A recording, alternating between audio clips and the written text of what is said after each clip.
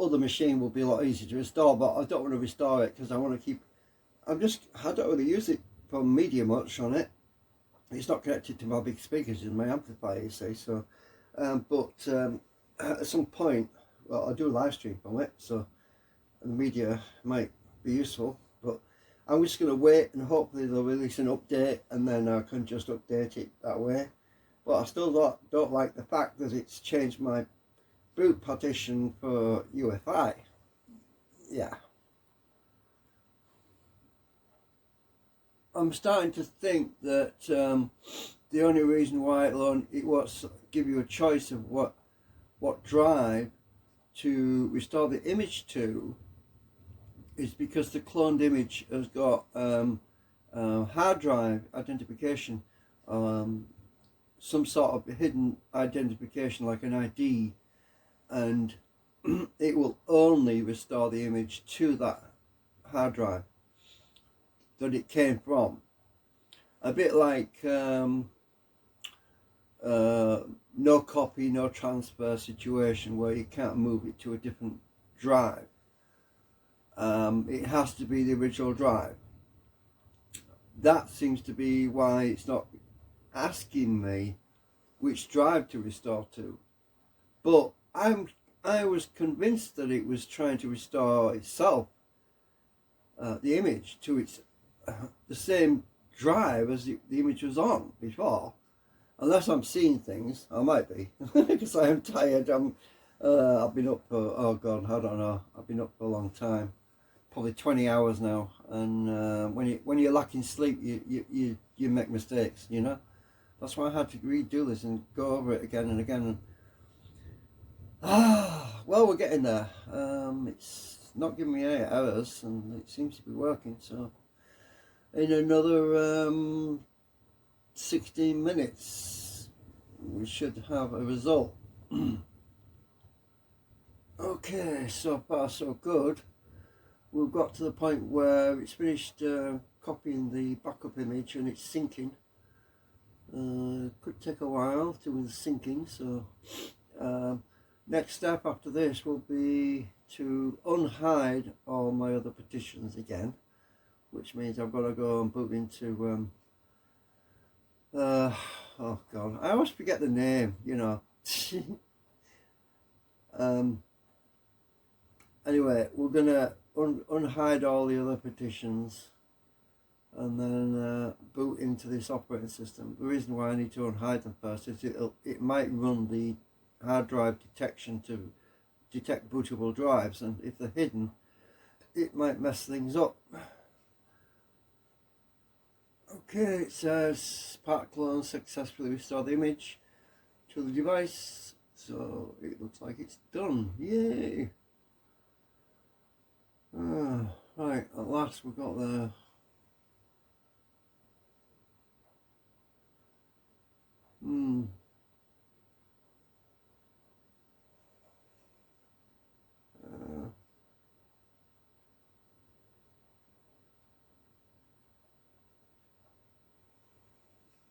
I've got a failed thing, but I think I've had that before.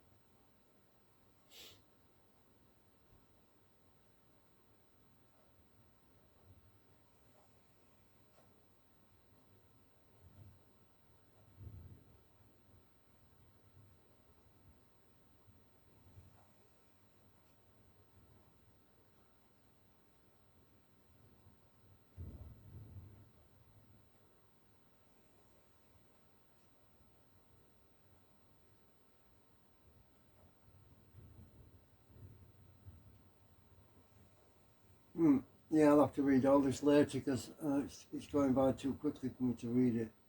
Really.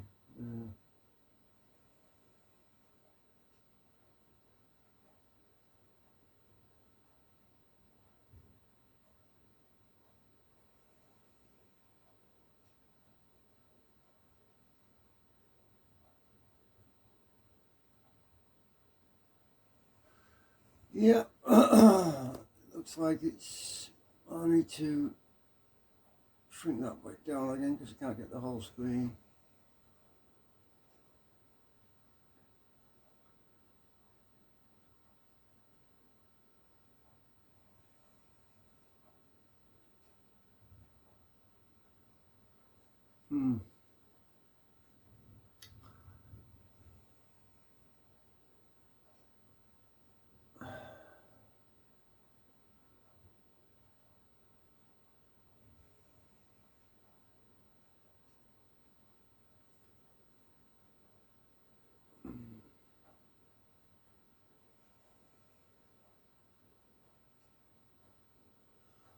Right. I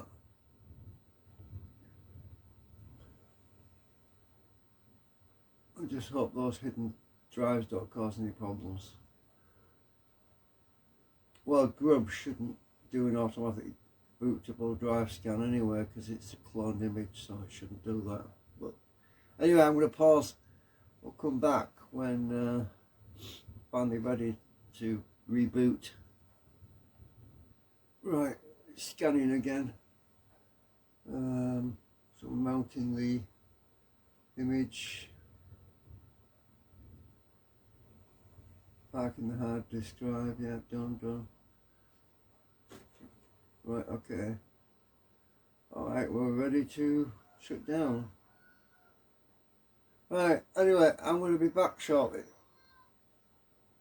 Well, I'm going to unhide those drives now. To be honest with you, I can't believe this is the most complicated restore I've ever had to do, actually, apart from a few years back when I had some issues with Windows XP where the master boot record was corrupted, and I had to find the right master boot record for it from another backup, and that was a nightmare because I had to restore the master boot record from another backup and then restore my bootable system from another backup, because the master boot record, because of the drives being swapped around or something, got all messed up.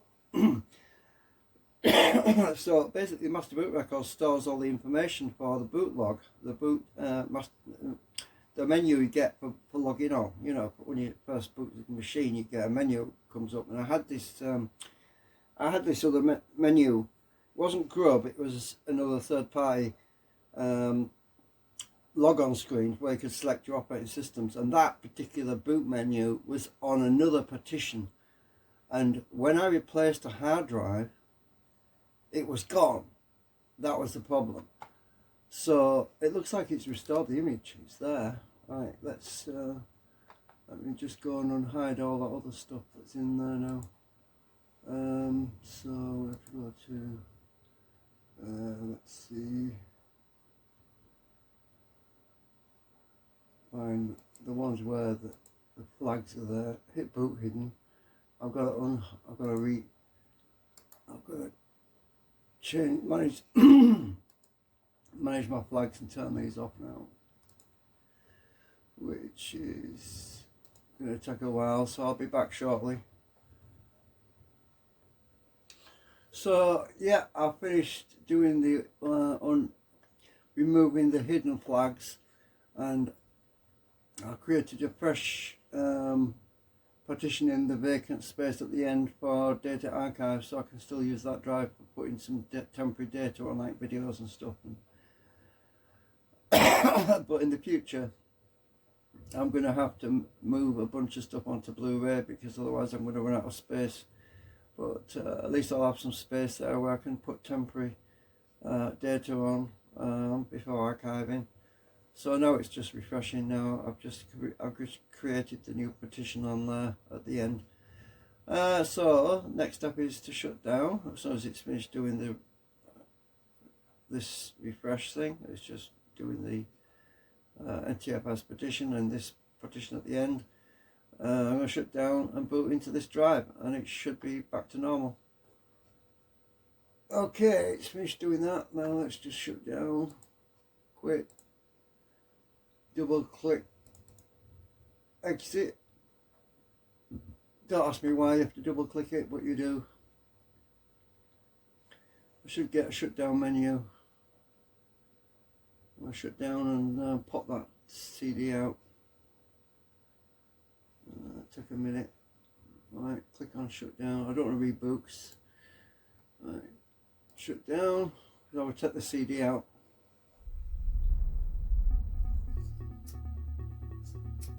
Oh. Come on, eject the disc. Oh, I didn't eject the bloody disc. No worries. Right.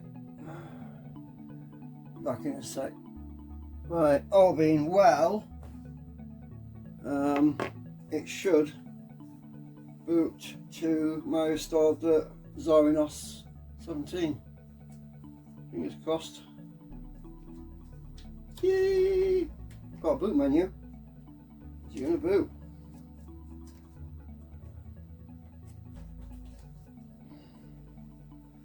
Fingers crossed, no problems.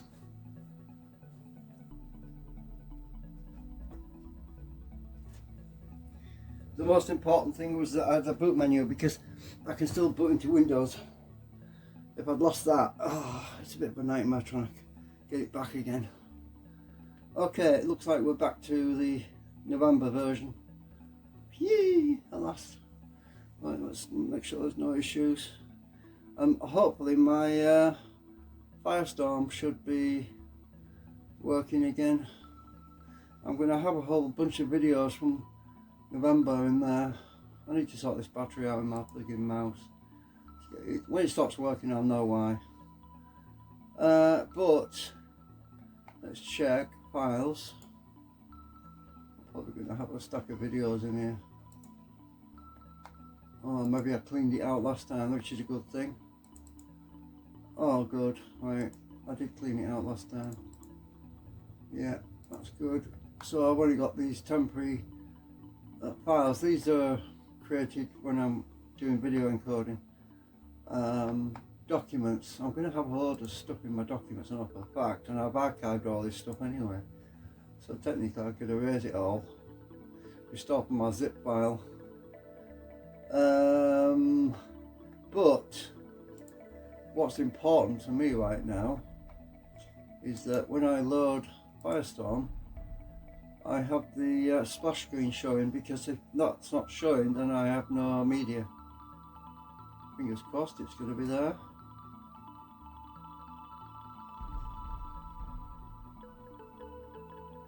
Yay, it's there. Yeah, there we go. I've got my splash screen. We've succeeded. So yeah, that's all back. So it means my media is working. Cool. End of video. At last. Hip hip hooray.